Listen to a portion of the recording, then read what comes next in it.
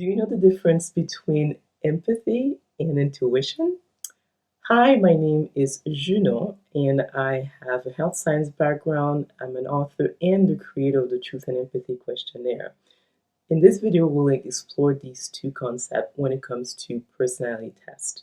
So intuition has to do with receiving information that is not through the five senses. And it usually has to do with it's you facing a complex problem, and then all of a sudden you know the answer without resorting to looking at past data so that you can predict the future outcome. And often people who are highly intuitive can't even explain to you how they got there. They're like, I just know this is the answer. And it's kind of frustrating for someone who uses the five senses that it's not possible to know this without resorting to data collection. And so you'll see, obviously, when it comes to intuition, there are different degrees of it. So it has to do with how much you rely on that, how easy for you to use intuition to get to the answer versus having to have hard data to actually get there.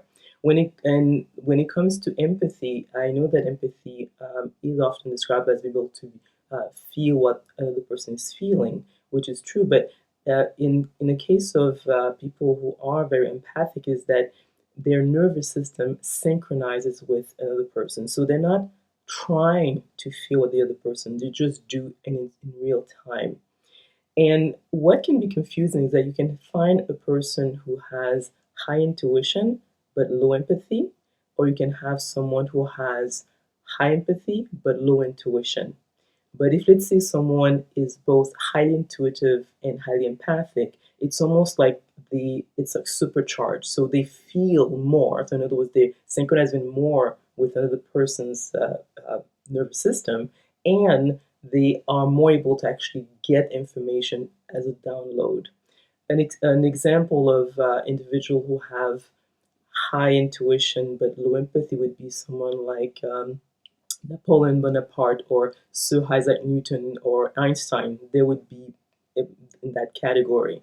In the Truth and Empathy questionnaire, a group of people who would have high empathy but low intuition would be the conservative realists, such as the organizers. So you'll meet people like that.